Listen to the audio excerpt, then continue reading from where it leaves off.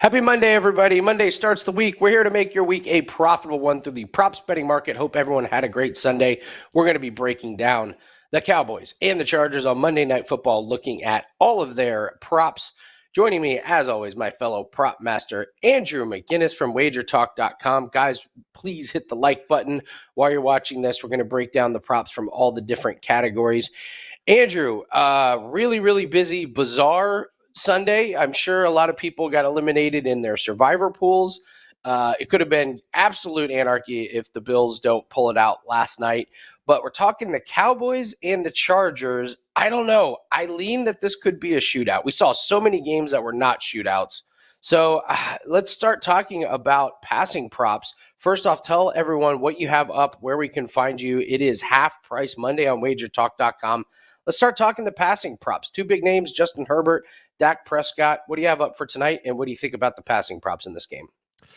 Yeah, great to be here with you, Andy. Happy Monday. Half price Monday over at WagerTalk. So all my plays discounted half off. Got one NHL totals play and one prop best bet in the NFL. Also, 1 week of plays right now, $69. So check that out, of course, over at WagerTalk.com. And Andy, it's pretty nice, man, to have a game like this because, well, it feels like every single Monday we've spoken, we've had garbage games. And who's to say this one can't be garbage as well, I guess. But at least we have two teams that potentially could put up some points. On a team like the Chargers that allows a ton of points, that's for sure. I'm going to look towards Dak Prescott's over on passing yards. And anybody that's following along with me on Prop It Up this year knows that I've been taking a lot of his unders, whether it's just been game script or expecting him to utilize the run game or different things like that. But he's averaging 212 passing yards per game, Andy. But when you take a look at some of these games they've been involved in, they've either been on the right side or the wrong side of blowouts. And typically when that happens, you're not really seeing these late drives that are, putting these numbers over the total. And sometimes you might think, well, if a team's being blown out, they have to throw the ball a lot. But I mean, Dallas against the San Francisco 49ers, they couldn't even move the ball at all. Even when they were down, he was struggling to throw the ball. So this is one of those opportunities where I look at a Chargers team that ranks near the bottom in yards per catch allowed and pretty much at the bottom in passing yards allowed. And I feel as if it's a good opportunity and a good bounce back spot for a rested Cowboys team and Dak Prescott to get back on track. And obviously the run game, we'll get to that, has been, pretty steady for the Cowboys. And that can be a factor in taking away yards from Dak through the air. But again, when you look at some of these games they've been involved in, 30-10 Jets, 38-3 Patriots, 42-10 with the Niners, they haven't really been involved in, like you said, a shootout game where teams are trading points. And I do have a feeling this one could be an example of a game like that. And if that's the case, I do think Dak goes over on his passing yards. So that's my one play. As far as the other side, I think I would probably look towards maybe pass attempts, but I don't know. I just got to play on Dak Prescott. What do you have in this one, Andy? Well, I have Dak Prescott throwing an interception. He loves doing that on the road. He has 13 interceptions in his last 10 road games. He has 4 interceptions this year, all of them on the road. So for whatever reason, it just I don't know what the deal is with Dak. I'm with you on Dak Prescott over, mostly because it just feels like he has to go over. This is the worst pass defense in the league right now, although there's a couple of other teams that are making a really good run at trying to be the worst pass defense. And you just figure if he can't get it done at 260.5 here, when is he ever going to get it done? The Chargers often offer up a lot of opportunity on the outside. They're the worst team in the league against outside wide receivers. So I would expect Dak to be throwing the ball kind of more towards outside and actually extending the field. The slot receivers don't have a whole lot of success against the Chargers, and Brandon Cooks has been pretty bad this year, suffering with that injury. And I'm with you on Herbert. I find this Chargers team nearly impossible to figure out props. And you and I have talked about this a lot, and I believe it. There are certain teams that I just will not play a prop on. In fact, I think I could narrow down the NFL to probably 10 teams that I will have props on for the rest of the season because I just feel like I have much better reads on those certain teams. And the Chargers, I mean, good luck figuring out what Brandon Staley's going to do. Like, is Austin Eckler going to get 3 carries or 20 carries? You know, it's one of those teams that I just find very, very difficult. So I'm with you that low volume and narrowing it down is the name of the game. And like you said, like looking at Justin Herbert, you go, I don't really know what to do. So it makes it pretty easy. It's a pass. Like, we don't have to have a million bets in this game. We really only need one bet to turn a profit. So I'm with you on Dak Prescott over. The situation sets up really nice. They've got the extra day of rest. So I think he throws it a lot. I think he throws an interception, but I think he also throws a lot of yards as well. So we'll move on to the rushing props. These are a little bit difficult tonight. We do have Austin Eckler back in the mix, and the Chargers have said that he will be a full workload. He is ready to rock. So we've got a few running backs in this one. Andrew, do you like any rushing props in this game? Yeah, Andy, as far as Eckler is concerned, everything that I've read tells me that we shouldn't actually be worried. It sounds like he's been ready. He is ready to go, and he's someone that we can trust. However, I think that if I'm playing him tonight, I would actually want to look towards the rushing and receiving. They've really been utilizing him in that sense. And obviously, you look back to the only game he's played so far. There were lots of touches on the ground, but there were targets through the air. One that I found, Andy, was actually a number that's a little bit lower than usual for Pollard, and it's over 14.5 longest rush. This year, I've been looking at those plays quite a bit. You know, as you and I talk about, sometimes it's not the main prop or the main player that sticks out. Well, whether it's been longest completion, longest reception, or longest rush, it's really stuck out to me. And this is a Chargers team that, as much as we talk about the fact that they allow a lot of points through the air and a lot of yards through the air, every game it seems like they allow a big break off for a run. And, you know, this is Pollard usually sees like 17, 18, 19 for his line here. He's gone over 14.5 for his longest rush in four straight games. So I expect him to be utilized quite a bit, even though I do like Dak's over on passing. But again, if you're taking Eckler, I really do stress to people, I think this is the game where you take the rushing plus receiving and don't just focus on one. That's amazing you bring that up. We didn't talk about it, and that's the note I have. Like, if you're going to play Eckler, you would grab both of those, rushing and receiving. I don't want us to focus on one. One of the points I had was Josh Kelly was just awful while Eckler was out. 3.6 yards a carry, 1 catch for 5 yards this season. So it's not like the backup did great while Eckler was out, and it's like, well, we got to keep the backup in. Like, the Chargers are ecstatic to get Austin Eckler back, and I think it's kind of one of those. All right, he's healthy, he's fresh. Let's use him. So, and don't forget, first week against Miami, this guy had 164 total yards rushing and receiving. So I'm with you, Andrew. I would not pick one category for Austin Eckler. I would do the rushing and receiving combination. This Dallas team so far, like you said, their games are really, really bizarre. You've got 42-10, 38-3, 30-10, 40-0, and then the random 28-16 game against Arizona. So it's kind of tough to get a read on this Cowboys team, but I will tell you, I like Dak Prescott over 10.5 rushing yards. In the blowouts, he just doesn't run. So the Giants, 49ers, and Patriots, those are the big blowouts. He has 3 carries for 7 yards. But in the at least closer games, the Cardinals and the Jets, 9 carries for 38 yards. I think this is going to be a close game. I do think there are going to be points. I think these defenses can be exploited. So I think Dak tucks and run a few times. Don't be surprised if there's at least 1, maybe 2 called plays where he fakes a handoff to Pollard and breaks it to the outside. I think this number is pretty low. I actually liked him to go over his rushing total against San Francisco. And then once the game got out of control, it was like, yeah, you're not going to put Dak Prescott in harm's way. So only rushing prop I really like is Dak Prescott over rushing, and I do think that might be a look if you're on the fence about that play. I kind of like it. So let's go to the receiving props. It looks like Josh Palmer is going to play tonight, as is Bosa.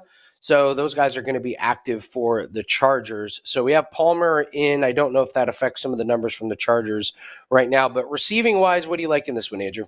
Look, Andy, last week against the 49ers, the Cowboys let George Kittle have an absolute field day, his best week of the season. I'm looking at Gerald Everett overs, possibly receptions, receiving yards. Some books are showing, some books aren't. As you know, there's been kind of on and off with some props being available.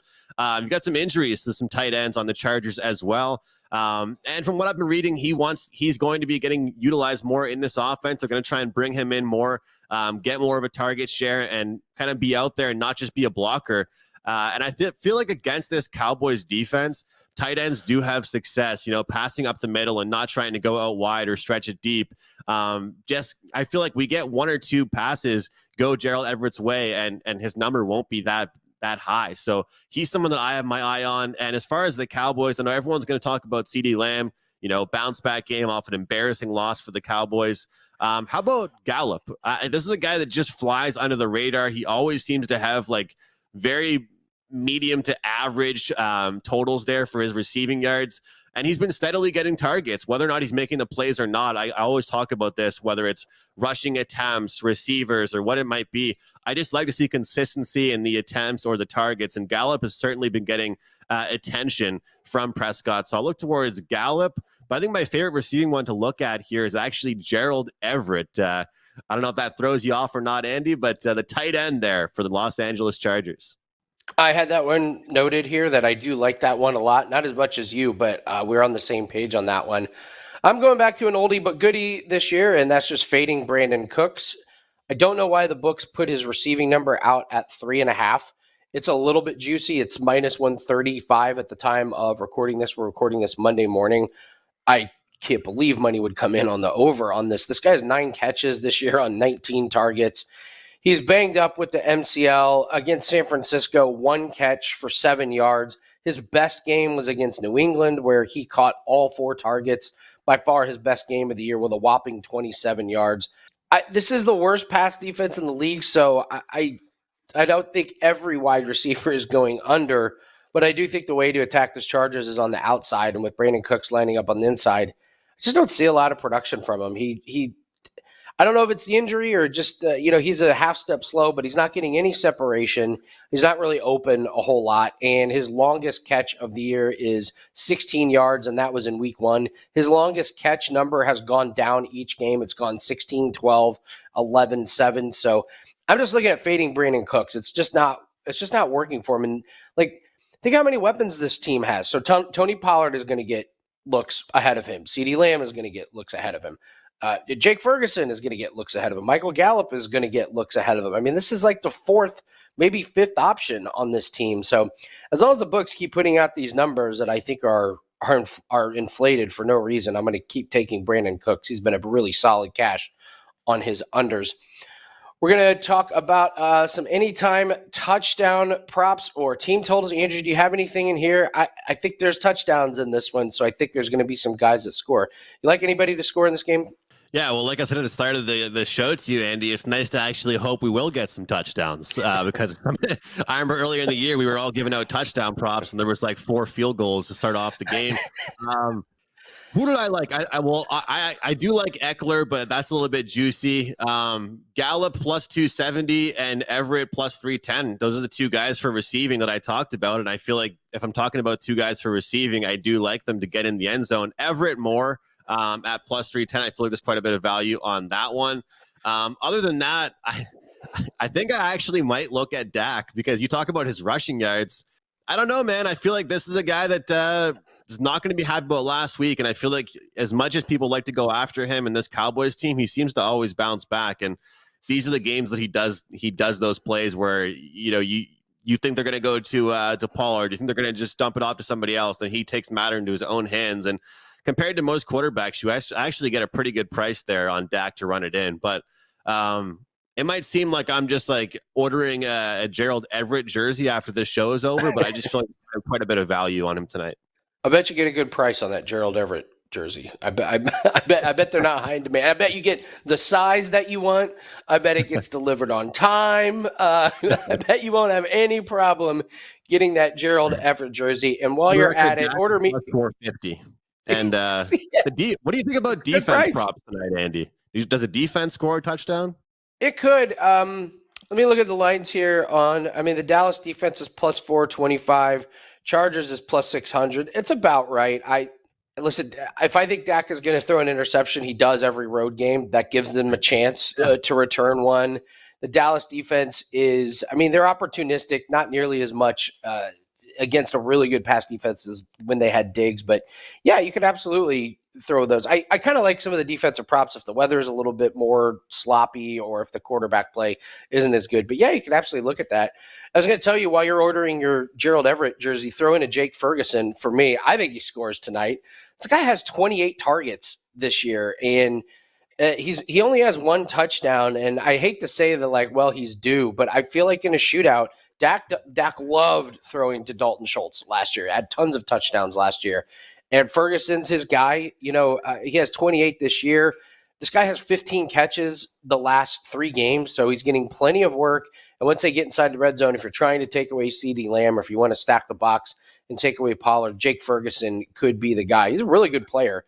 If you look at his numbers, they're pretty impressive. And if you play fantasy football, you know what a complete wasteland the tight end position is. Like Jake Ferguson, seriously, like a top 6 guy right now at that position. So I like him to get inside. But yeah, I'm with you that the books have just completely juiced Pollard and Eckler kind of out of the discussion here. I mean, I'm looking at DraftKings right now, minus 160, minus 185. It's just too risky to be laying juice on those guys, even though they both probably get in. Guys, let us know your 2+ touchdowns, Andy. Is that something that you'd look at? Because I don't think there's value on those at all. I don't think the math makes sense.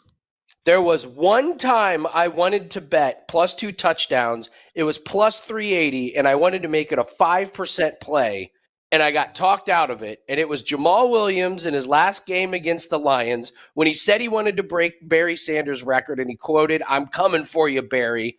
They wouldn't let me put it up at 5%, and he got 2 touchdowns. That was the only time that I was ready to fire away big on a plus 2 touchdowns, and I have regrets. Like I bet it myself, but there's no, you can't brag about that. But yes, that one's the only time that I wanted the plus 2 touchdowns on that one. So, guys, tell us your best bet for tonight's game. It looks like could be a fun game, a polarizing game. We've had some awesome games and some really weird ones this week, but tell us what you like in this game. Leave it in the comment section below. I saw some great picks on Friday in the comment section, so shout out to you guys.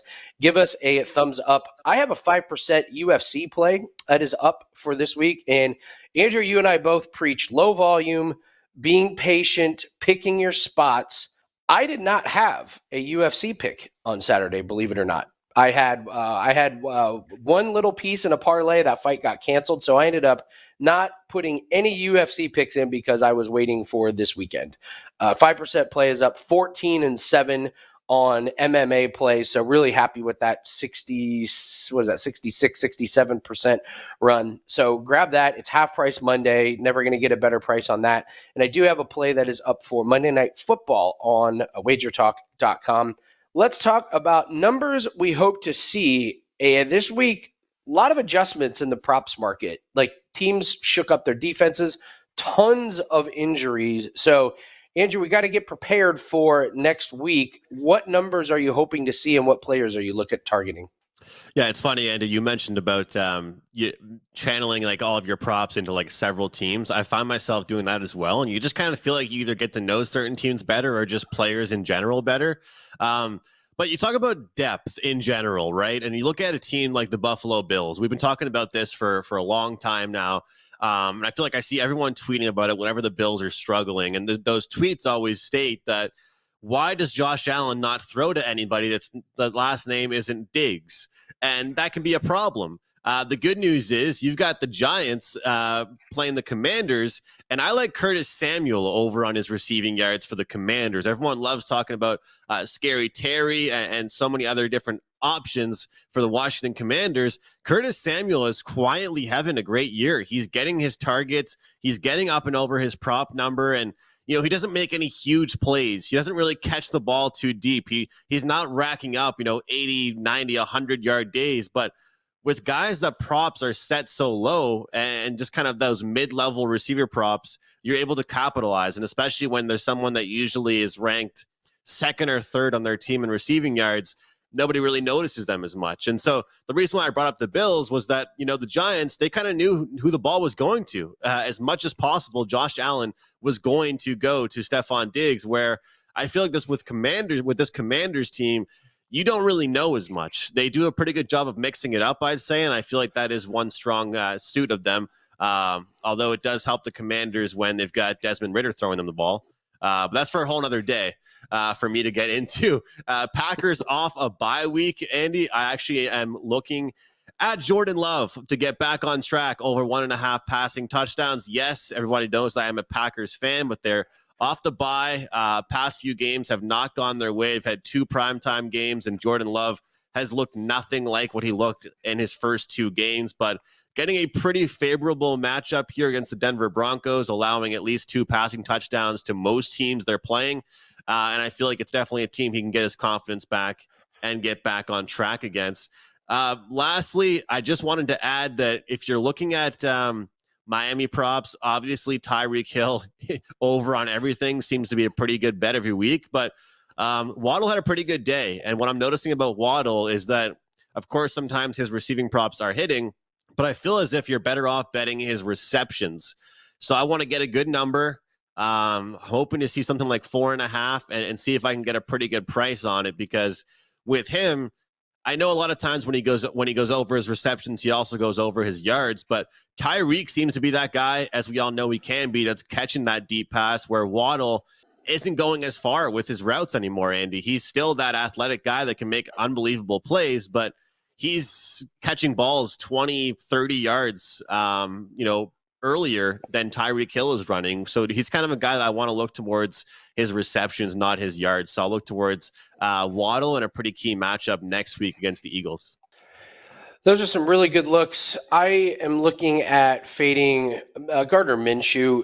They're facing the Browns. I mean, that defense is so good. It's incredible. If they can hold Brock Purdy, that 49ers team, to 125 yards passing, I hope to get Gardner Minshew with a total around 190. There's a local radio guy here in Indianapolis. He's hilarious. He says guys like Gardner Minshew, they're kind of like a donut tire. Like, you can get like 50 miles out of them, but you don't want to take it cross country, which I think is a really good analogy for some of these backup quarterbacks that come in. Another team that I talked about, their pass defense is incredible, and you can just fade their opposing quarterback, is the Falcons. AJ Terrell and that Falcons pass defense is so good. Sam Howell would so easily under his passing total. He had 3 touchdown passes, but yards-wise, I think he missed it by about 80 yards. They are so good, and they're playing Baker Mayfield and the Bucs. I would love to get a number around 200, maybe 190 for Baker Mayfield, so I can take the under there. I'm going to monitor that Chicago Bears quarterback situation. Completely burned me. I had DJ Moore as our best reception prop yesterday. Justin Fields dislocates his thumb. They bring in the backup. That Bears defense just looked horrible. They've got injuries in the backfield. Now their quarterback is hurt, and they're playing a Raiders team that, their defense on paper isn't great, but, they held the Patriots to 17 points, and I think this Chicago Bears team is really going to struggle. I'd love to get a good team total at 17.5, so I could take the Bears under their team total, because that Bears offense, just injuries, looks bad. And then I'm with you on the Packers. I had Christian Watson written down. He looks healthy, coming off a bye. He's had a catch of 24 yards and 77 yards the last 2 games. To me, that means he's set up for a monster rest of the year. He's on the same page with Jordan Love. You could look at his over longest reception props. Those were money last year. But I'm just looking at him to go over. This Denver defense is bad. Mahomes threw for over 300 yards against them last week, despite, if Mahomes can throw for 306 yards with that wide receiving core, the Packers' wide receiving core is way better than what the Chiefs are putting out there. So I'm with you on Jordan Love. I think that sets up for a really, really nice day for them. So those are some numbers that we hope to see. Guys, I have a 5% UFC play that is up on WagerTalk.com. It is half price Monday. All plays are half price today. Andrew, tell everyone what you have up at WagerTalk.com for today. Yeah, first and foremost, get 1 week of all plays for only $69 over at WagerTalk.com. You'll hear me talking about that deal all week long, but we have a half price day today here on Monday. I have an NHL total play up. I'm 7-2 already on a run there with NHL totals. And we've got a best bet going in the prop market. You guys heard already a lot of the stuff I like here in the NFL for tonight. But if you want my favorite play in the NFL, check it out over at WagerTalk.com. I don't want to brag about hockey, Andrew, but your boy's 2-0. So I could just stop right now for the year and claim that 100% win rate. And that way, all of next year, I can be like number one. I'm still waiting for someone to do that. You can do it in a sport that you don't handicap and just be like, the next year, be like, number one. I was number one in squash. Alabama, money line, week 1. 1-0, baby. 1-0. 1-0 for 1/10 of a unit. So I'm with you, Andrew, on that one. So, yeah, guys, check out Puck Time every day, Monday through Friday on WagerTalk.com. And also, today is Monday. This is when we start recording and we put up most of our NFL and college football preview videos today and tomorrow. So we're getting ready for next week here on the WagerTalk YouTube channel. These videos are 4 to 5 minutes long. There's a lot of stats that hopefully help you guys out with your bets. If you're keying in on a bet, you can just check out one individual game breakdown. The production team does an incredible job. Leave your comment in there and check all those out. Give them a thumbs up. But those will start going up today and tomorrow. It's Monday Night Football, guys. Good luck on all your bets for the Cowboys and the Chargers. Andrew and I will be back Friday to break down all of the Sunday games, all plays. 50% off on Monday. Andrew's Monday Night Football play is up, ready to go. I have a 5% UFC and a Monday Night Football play up as well. Good luck on all your bets, everyone. We will see everyone Friday on Prop It Up.